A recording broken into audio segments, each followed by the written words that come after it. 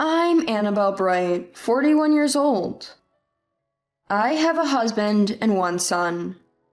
My husband is Dave Bright, 42 years old. We met through an acquaintance 10 years ago. We're close in age, and he's quite handsome. We hit it off right away. Soon after we met, Dave confessed his feelings, and we started dating. Later, I learned that he'd been attracted to my looks from the start, claiming it was love at first sight. I was quickly drawn to Dave, who was not only handsome, but also kind, and we got married after a year of dating. It was only after we got together that I found out Dave was actually the son of a famous renovation company president. Dave's set to take over the company in the future and is currently working at his father Arnold's firm. Arnold's company is well known in the industry and seems to be doing very well, leading to a pretty affluent lifestyle for the family. When I told my friends about the marriage, they often tease me about marrying into money. Of course, I didn't marry for the money. Honestly, if Dave had been the type to brag about his wealth, I probably wouldn't have married him. Sure, I was often surprised by the luxury gifts he gave and the pricey restaurants we'd go to for anniversaries, but it seemed that was just his normal. However, I've always planned on saving and managing finances together with Dave after marriage, especially since I was raised by a single mother who struggled financially, working multiple part-time jobs, selling anything of value at home, and saving every penny to put me through college. I didn't want a wasteful life just because we could afford it. My parents divorced when I was young, and my mom worked tirelessly to raise me. But she was always smiling, and our home was filled with warmth and laughter. I've always been proud of my mom. I wanted to be a mother who could manage household finances just like she did. So, even though Dave's family was wealthy, I was determined not to rely on that and instead save money and raise our child responsibly. Dave knew about my family situation and my views on money from when we were dating, so he understood where I was coming from. However, Dave's parents didn't think highly of me. At a family meeting, Jules greeted us at the entrance and sneered at me from head to toe upon our first encounter. Following that, they pried into what my parents did for a living and the extent of their assets. It was uncomfortable. This continued at family dinners. At the dinner table, my in-laws made rude remarks about my mom like, "It must be hard being poor," and "You must be glad to be connected to a wealthy family like ours." It was clear they were unhappy with their son marrying a girl from a less affluent family. I often considered calling off the marriage, but Dave always defended me in those moments, and would later apologize to me and my mom. Dave had convinced his parents multiple times that he wanted to marry me. I was worried about getting along with his parents, but I felt confident that with Dave, everything would be fine, so I decided to marry him. After getting married, at Dave's wish, we moved close to his family home. I didn't really want to live near his not-so-welcoming parents, but Dave wanted to be close for the sake of managing the family business in the future, so I reluctantly agreed. Before we had our child, I didn't have to interact much with Dave's family, so I didn't face any unpleasantness. However, once we had our child, Jules started dropping by more often, and every weekend, we started taking the kid over to Dave's parents, which meant I had to see them more often. As a result, I started to receive more and more sarcastic comments and harassment from them. When I visited Dave's house, I was expected to serve tea, clean and tidy up, and whenever I met them, they would mock me, saying I looked poor or shabby. Dave either didn't notice their sarcasm and harassment, or he didn't defend me as much as before we were married. But his parents adored our son Leroy and would give him toys and treats, and Leroy seemed to like them, so I endured the harassment and tried to get by. I also asked Dave to start a savings account for Leroy when he was born. Even though Dave's family was wealthy, it was father-in-law Arnold who was earning as the CEO. And I felt it was embarrassing to depend on him from the start, and if something happened to Arnold, we would be in trouble. So I suggested we should earn our own living and save as much as possible for Leroy's future. Dave agreed, saying, "Why not?"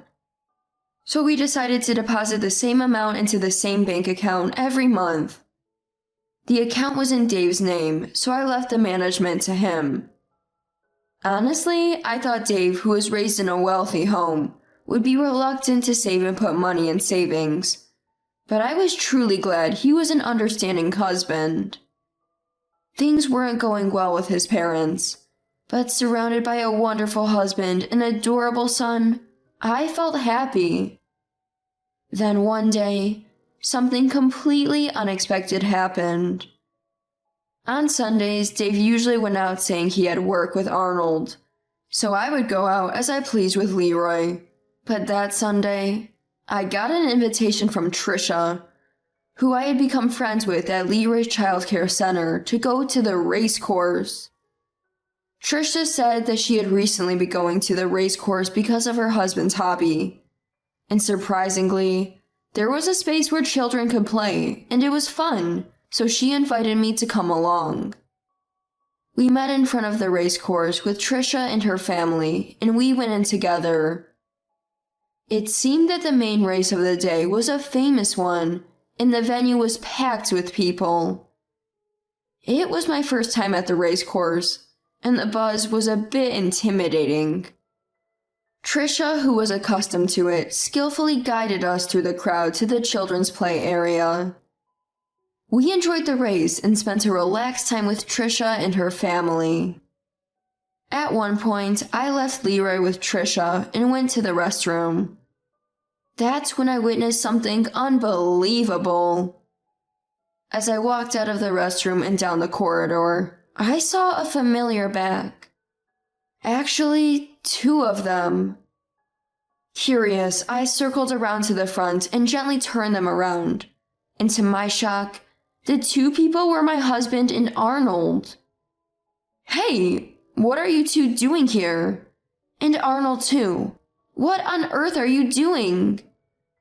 I couldn't help but exclaim, "Annabelle, why on earth are you here?" "I just came to hang out with Trisha and bring Leroy along. They've got space for the kids to play." "But weren't you and Arnold supposed to be at work?" "No, well, that..." "Take it easy, Annabelle. But I had no idea you liked horse racing too. Never knew that about you." "What are you talking about? I'm not into it. I just came because Trisha invited me today." "But if you came because you were invited, doesn't that mean you were a little bit interested? Especially since you're putting up the money for horse racing. You might as well participate, Annabelle." "Huh? Money for horse racing? What are you talking about?"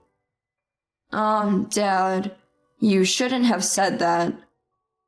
"What? Isn't it Annabelle who's been funding our little horse racing adventures?" Dave quickly tried to intervene. Arnold kept talking nonchalantly about the unbelievable. I had no idea what they were talking about. I was curious, but I had Trisha and Leroy waiting, and it didn't seem like a conversation that could be settled then and there, so I decided to leave and ask about it later. "Arnold, Dave, I have no idea what you're talking about. Anyway, Trisha and the kids are waiting, so I won't ask now, but I want a full explanation when we get home." Leaving Dave and Arnold behind, I hurried back to where Trisha and the kids were waiting. Dave came home late that night. Leroy was already asleep. "You're late. Now explain to me what this is all about." Dave was silent for a while, Then, as if making up his mind, he began to speak. Both Dad and I have always loved horse racing, and actually, we go to the race course every Sunday. I'm appalled.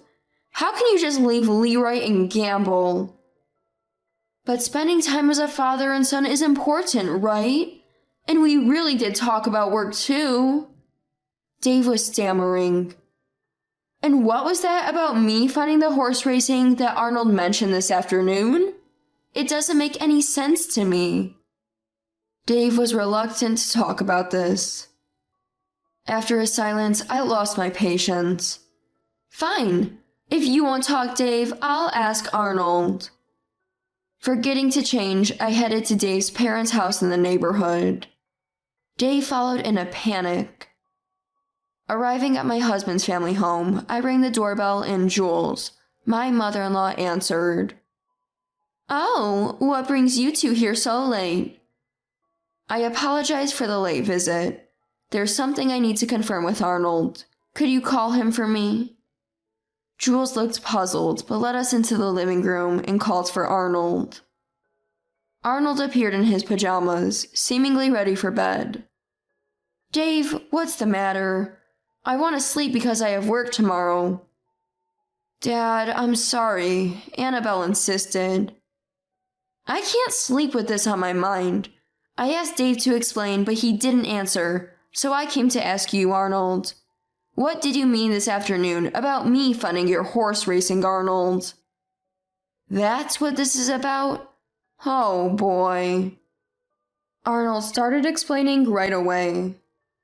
That's the money Annabelle has been saving up, and both Dave and I have been enjoying horse racing with it. What? That makes no sense to me. I haven't been saving for horse racing, and I didn't even know until today that Arnold and Dave were into horse racing. Oh, yeah. Dave did mention that it was the money Annabelle saved up for him. But really, how Dave spends it should be his choice, right? Money for Dave? What money are you talking about? I said that much before I realized. No way. I looked at Dave, but he was looking down and wouldn't meet my gaze. I grabbed Dave's arm and asked, Hey, you didn't use the savings for Leroy, did you? Dave stayed silent, head bowed. How much did you use? It wasn't all of it, was it? Tell me. Dave remained silent, still looking down.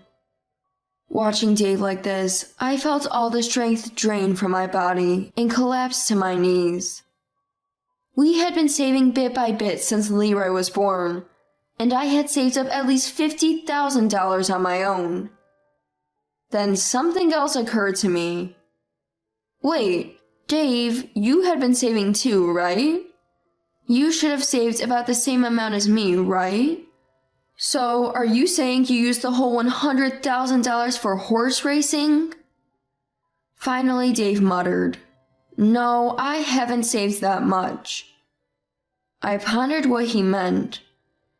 A terrible thought crossed my mind. Don't tell me. You never saved for Leroy? Dave glanced at me for a second, then looked down again. Seeing his reaction, my anger reached its peak. This is no joke. Do you have any idea how hard I've been saving and striving to accumulate that money for Leroy? I thought we agreed it was best for both father and mother to save equal amounts for our child, no matter the difference in our earnings. That was your idea. I earn less but still managed to save, squeezing it out of our budget every month because I believed you were doing the same. And now, not only have you not contributed equally, but you went behind my back and spent Leroy's savings on horse racing of all things. I can't believe you, you bastard. I was furious, and while Dave heard me out in silence, Arnold couldn't stand his son being called a bastard. Annabelle, there's no need for that. Maybe $50,000 seems like a lot to someone who grew up poor and was raised by a single mother. But it's not a big deal. We can prepare that amount quickly. If it's about the money, I'll give you the $50,000 back. Is that what you want? This is why I can't stand poor people." Arnold spoke without an ounce of regret. Why should I be made to feel like I'm the one at fault here? As I was about to argue back, Dave, who had been silent so far, interjected. "That's right. This is typical of poor people. Annabelle is always nagging about savings. I thought having a beautiful wife at home would be relaxing. I even convinced my parents to agree to our marriage against their wishes.